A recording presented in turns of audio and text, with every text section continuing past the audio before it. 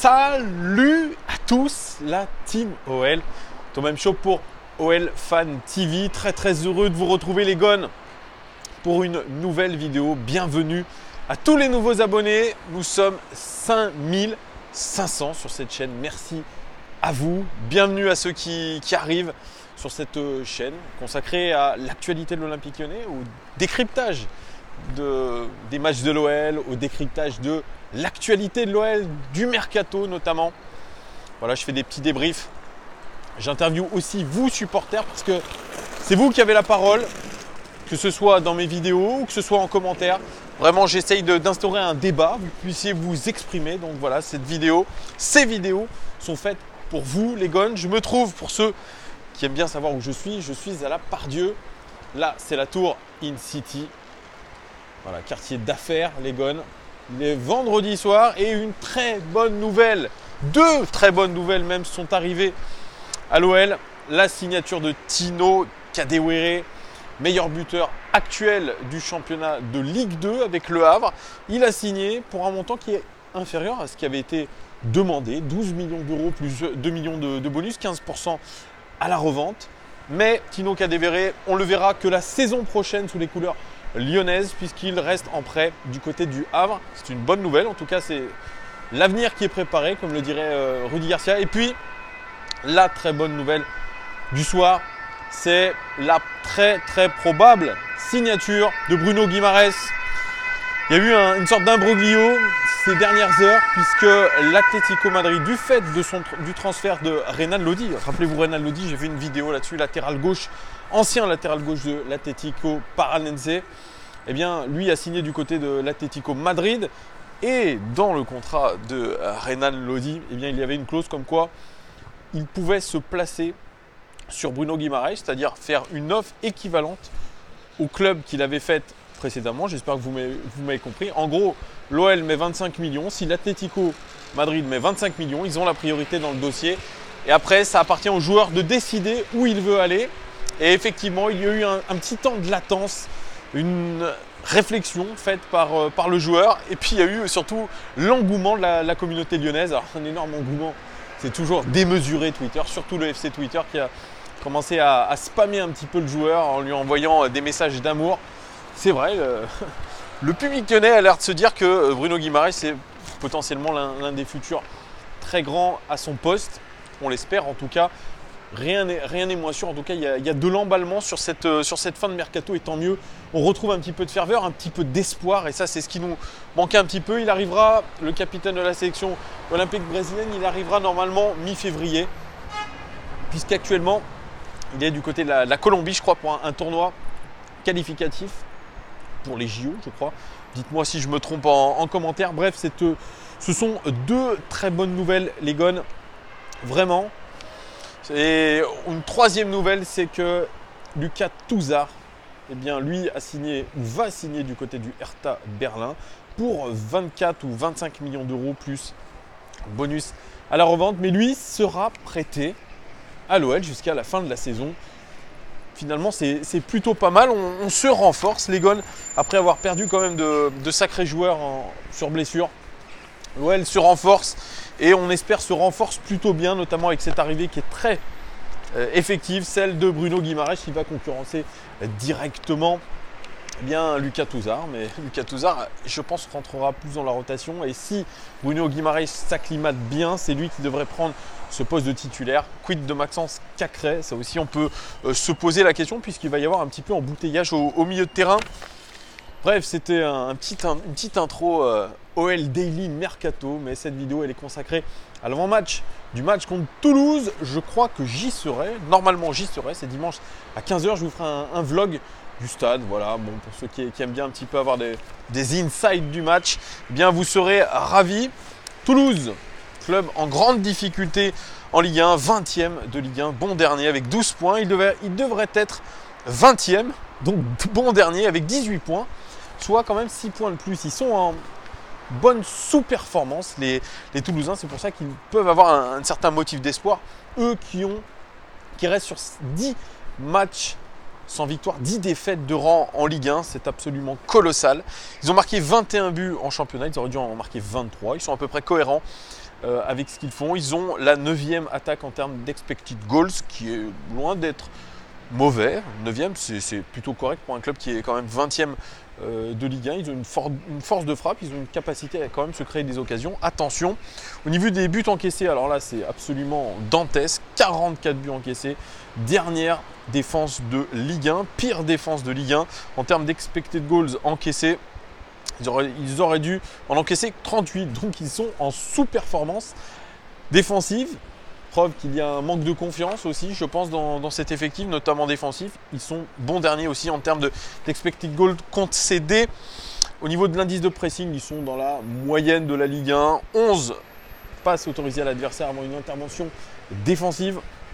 Et puis leur meilleur buteur, c'est Koulouris, le grec, 4 buts. Suivent Gradel et Sanogo, 3 buts.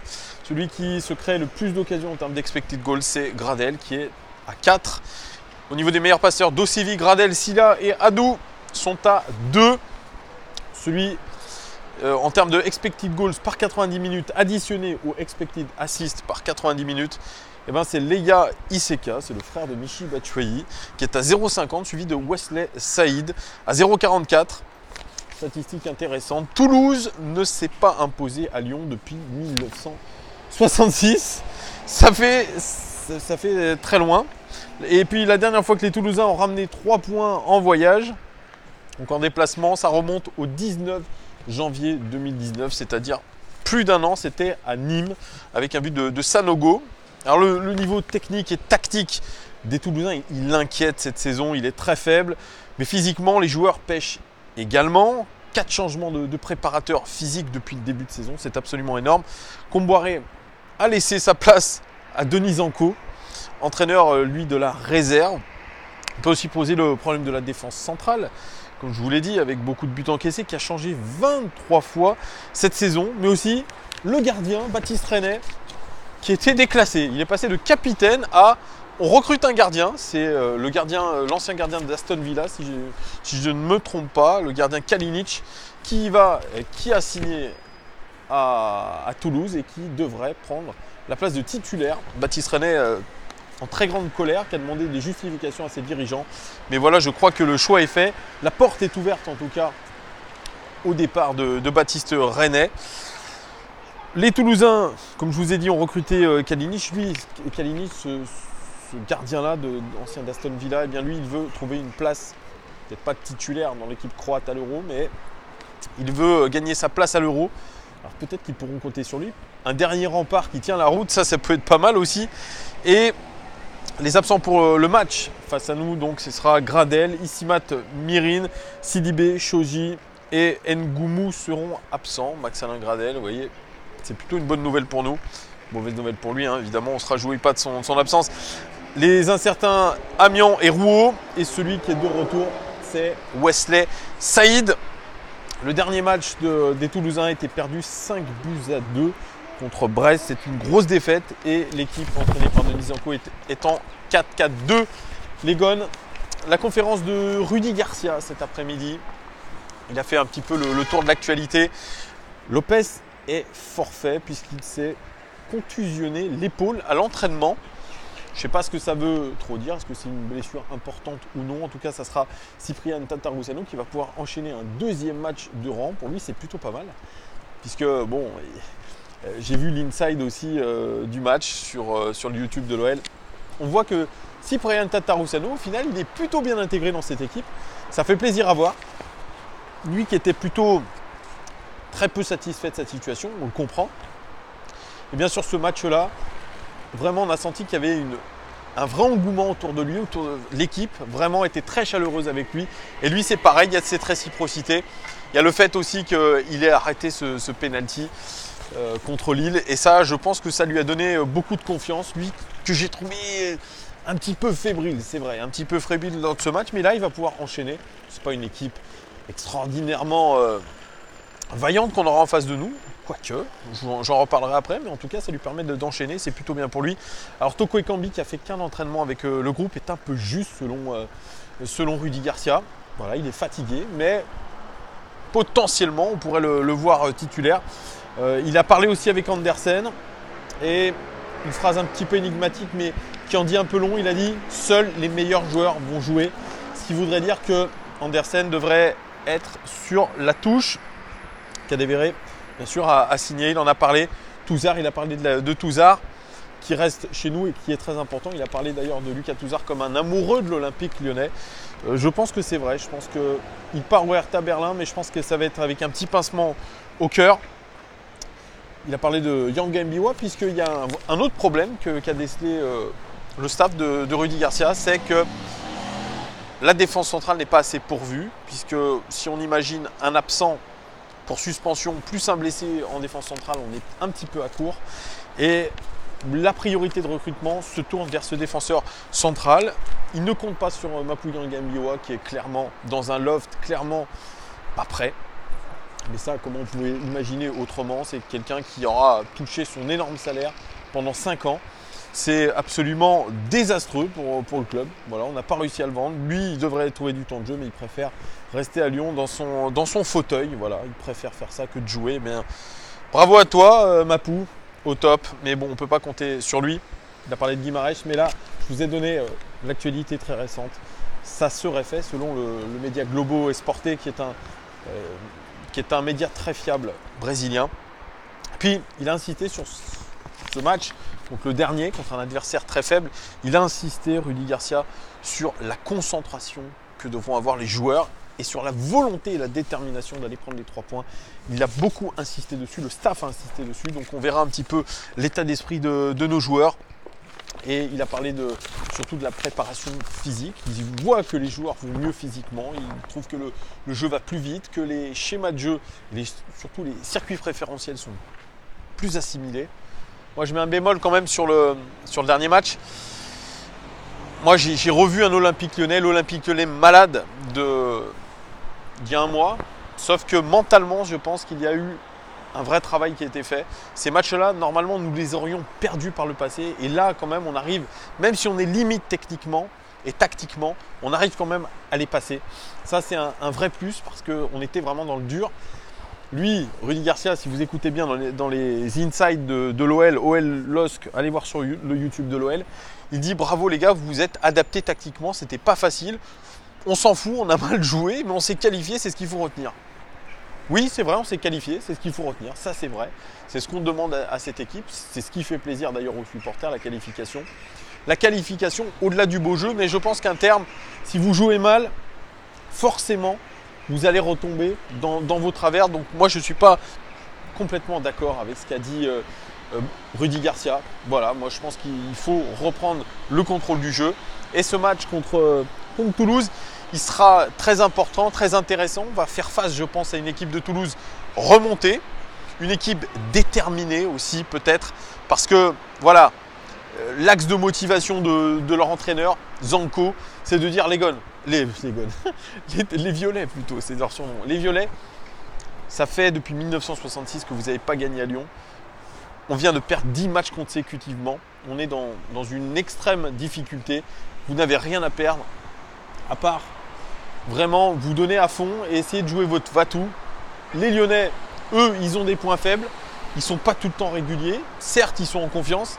Mais voilà, donnez tout. Vous voyez, c'est pour ça, c'est un match à double tranchant. Je suis d'accord un petit peu avec Rudy Garcia quand il dit qu'il faudra être extrêmement concentré. C'est le mot concentré. Et deuxième mot, je vous le dis, déterminé.